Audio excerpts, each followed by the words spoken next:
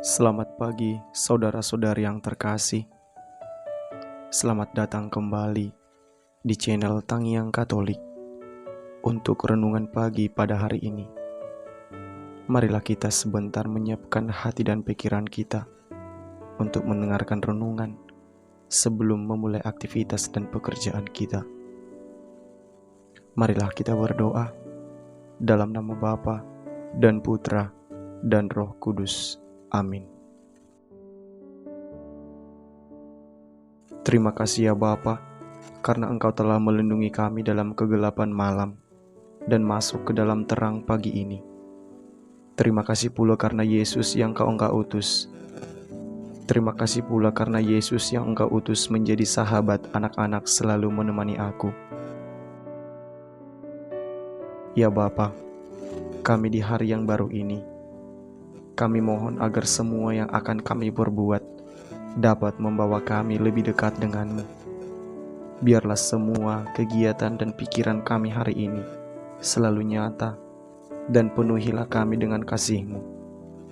Bapa yang terkasih, apabila kami terjatuh dalam dosa, kirimkanlah malaikat-Mu untuk menyadarkan kami ke dalam hal yang baik. Ya Bapa, berkatilah orang tuaku, pengasuh, pendidik, sanak saudara, dan teman-temanku. Bantulah mereka yang sedang bersusah hati, sakit dan menderita. Semoga mereka semua mendapatkan penghiburan dari-Mu. Aku mohon bimbingan-Mu ya Bapa. Semoga hari ini aku selalu berlaku sopan dan melaksanakan tugas-tugasku dengan baik dan rajin terhadap sesama. Ini semua kami mohon dengan perantaraan Kristus Tuhan kami. Amin. Bacaan Injil kita diambil dari kitab Lukas. Dalam perjalanannya ke Yerusalem, Yesus menyusur perkotaan Samaria dan Galilea. Ketika ia memasuki suatu desa, datanglah 10 orang kusta menemui dia. Mereka tinggal berdiri agak jauh dan berteriak, "Yesus, Guru, kasihanilah kami." Yesus lalu memandang mereka dan berkata, "Pergilah, perlihatkanlah dirimu kepada imam." Dan sementara dalam perjalanan mereka menjadi tahir, seorang di antara mereka ketika melihat bahwa dirinya telah sembuh, kembali sambil memuliakan Allah dengan suara nyaring, lalu tersungkur di depan kaki Yesus dan mengucap syukur kepadanya. Orang itu seorang Samaria. Lalu Yesus berkata, "Bukankah ke-10 orang tadi semuanya telah menjadi tahir? Di manakah yang 9 orang tadi? Tidak adakah di antara mereka yang kembali untuk memuliakan Allah selain orang asing ini?" Lalu ia berkata kepada orang itu, "Berdirilah dan pergilah, imanmu telah menyelamatkan dikau." Demikianlah sabda Tuhan. Terpujilah Kristus. Saudara-saudara yang terkasih, berhadapan dengan peristiwa-peristiwa baik dalam hidup ini, ada orang yang menerimanya sebagai kebetulan, tetapi ada juga yang menghayatinya sebagai berkat Tuhan. Bagi mereka yang meyakini bahwa segala sesuatu yang baik adalah kebetulan, maka peristiwa-peristiwa hidup dilihat sebagai puzzle yang selalu pas. Ketika perlu uang untuk membayar utang, kebetulan ada orang murah hati yang mau memberikan uangnya. Ketika mengalami kecelakaan berat, kebetulan ada dokter di lokasi sehingga nyawanya tertolong, dan sebagainya. Namun, orang beriman meyakini bahwa di balik peristiwa-peristiwa keberuntungan yang tampaknya kebetulan itu, ada faktor tersembunyi, yakni Tuhan yang menata, mengatur, dan mengizinkan hal itu terjadi pada hidup kita.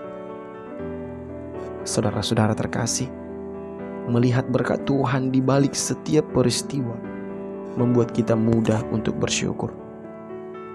Kita bersyukur karena semuanya itu terjadi bukan karena kekuatan manusiawi kita, melainkan karena campur tangan kuasa Tuhan. Saudara-saudari yang terkasih, itulah yang dialami oleh seorang kusta yang kembali untuk bersyukur setelah disembuhkan Yesus. Ia bersyukur karena menyadari bahwa apa yang terjadi padanya itu semata-mata merupakan anugerah, rahmat, dan pemberian dari Allah. Perjumpaan dan penakhiran oleh Yesus adalah berkat yang luar biasa besar bagi orang kusta itu, yang adalah orang Samaria yang sering dipandang hina, asing, dan tak terberkati oleh orang-orang Yahudi.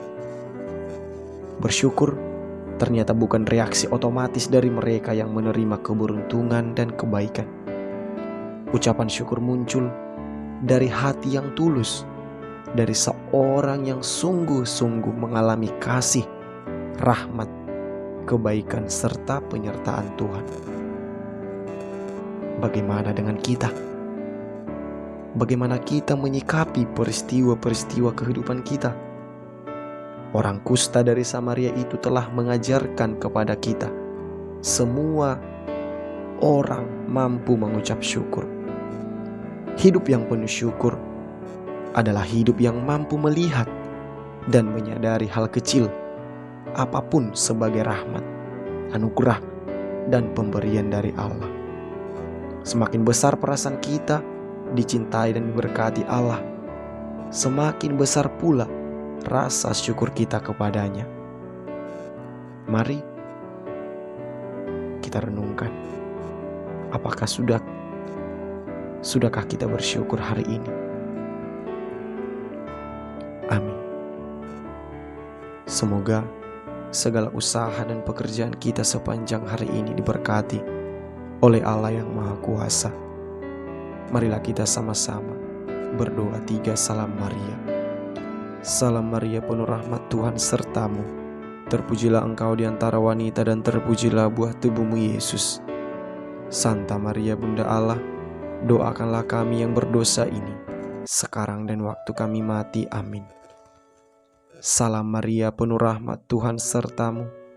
Terpujilah engkau di antara wanita dan terpujilah buah tubuhmu Yesus. Santa Maria Bunda Allah, doakanlah kami yang berdosa ini, sekarang dan waktu kami mati. Amin. Salam Maria, penuh rahmat, Tuhan sertamu. Terpujilah engkau di antara wanita, dan terpujilah buah tubuhmu Yesus. Santa Maria Bunda Allah, doakanlah kami yang berdosa ini, sekarang dan waktu kami mati. Amin. Kemuliaan kepada Bapa dan Putra dan Roh Kudus, seperti pada permulaan, sekarang, selalu, dan sepanjang segala abad. Amin. Dalam nama Bapa dan Putra dan Roh Kudus. Amin.